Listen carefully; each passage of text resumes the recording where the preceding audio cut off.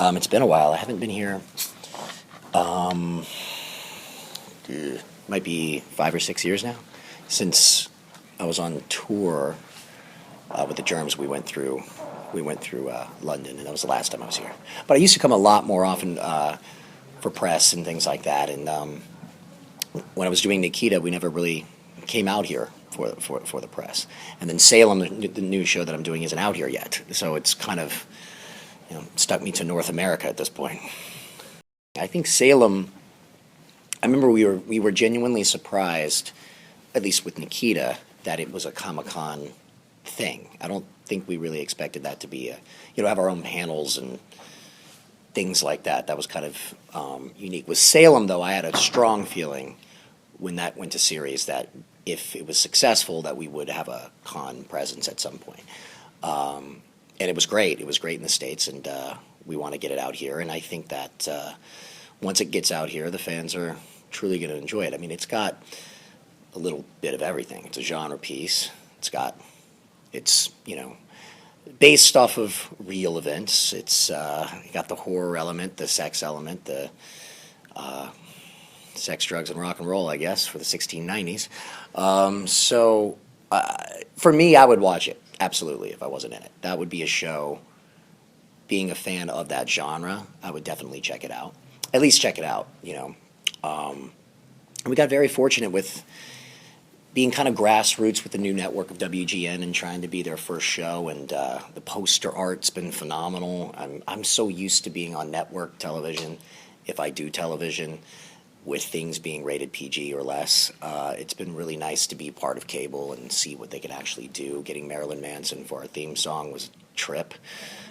Knowing the guy now is a trip. Just that kind of stuff, and them truly committing to the show and actually having WGN and Fox 21 Studios. Maybe they're fighting all the time behind the scenes. I have no idea, but we would never be able to tell on the day. It's a true commitment to trying to make this show special. I play John Alden, and a lot of these characters on Salem were real people back in the day. We stick as close as we can historically to the happenings and the things that were going on at the time, and then obviously put our fictional take on it. But John is kind of like the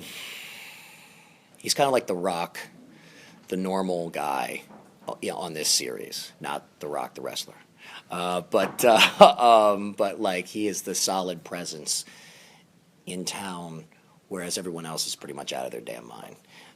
So he's really the first all-American hero, is how I like to put it. I mean, he's kind of the John Wayne before John Wayne was even around. He's kind of the original cowboy in that sense before there were cowboys.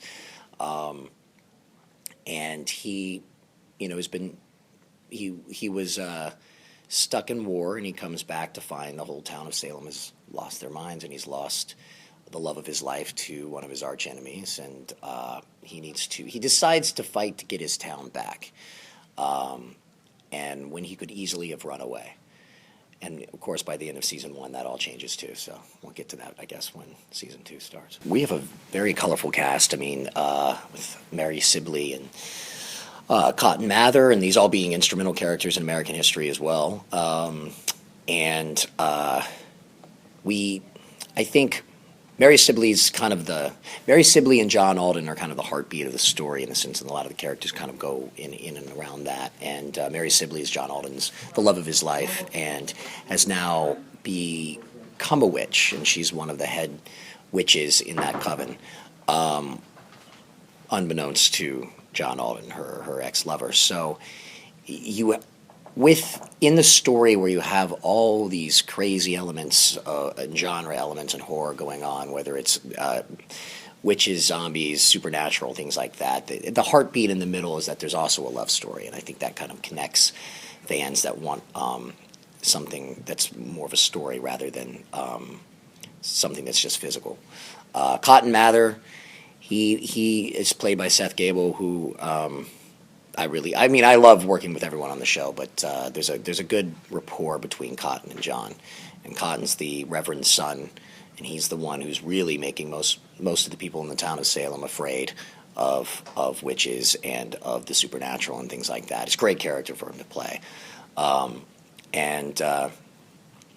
mean, really for myself, I mean, the scenes that I have with Mary Sibley, which is Janet Montgomery, who's wonderful, being able to play off of her has been great. And Seth Gable, who plays Cotton Mather, is just so different than my character. So being able to play the Laurel and Hardy, so to speak, the Tweedledee and Tweedledum, kind of just coming from different, backgrounds and different opinions and different lives, but from the same town, has been a blast, really. Salem is one of the few shows, if not the only one, that truly takes place during that time period. There are those shows that flash back. There are those shows that don't, that are in the present. We're really the only one committed, I feel, to this time. It makes things difficult for filming. It makes things difficult, obviously, for setting things up. But we've built a town, which I used to think is what they did for the old series Deadwood. But one of our producers is from Deadwood and said that ours is much bigger. But we've actually built the town of Salem in a small town in Louisiana. That's magnificent. I mean, it's something I've never seen. And the commitment I think that we have to the reality and fantasy, I don't believe is done by any other show on television at all. And I don't have a problem saying that. We are very confident in what we're doing. We have an incredible Bible of where we can go for the next, I think, at least 3 seasons. And I think it's hard, to, especially if you just see a poster, or if you haven't seen a series and just seen a review and certain things like that. You really got to watch these shows to see what stands apart. And I feel like we've been kind of we're the first show on WGN, but kind of a perfect way to start to rebrand their network. Well, the way the season 1 ends has certainly opened up season 2. It already in one season may have to change its title. There's a lot of people leaving town. There's a lot of people possibly dead. So I think for me, the way it ends, I'm kind of taken away by the Native American tribe that saved my life pre-season 1 of Salem. I would love to see what happens with John living with the tribe for a while. I'd love to see where they could go aesthetically, with however they can make him look, and also what it would dredge up from his past. I think we'll get into a little bit more of we're going to, I think, solidify John Alden's backstory a little bit more in season 2. When that might happen, I'm not sure, because we don't have to film for another couple months, but we're going through the process right now, and I'd really like to see. I mean, I've already seen where we've established John and Mary's relationship and what has happened to them and what will happen to them in the future. So now it's more backstories of maybe John's life and his parents, which we didn't establish in the first season.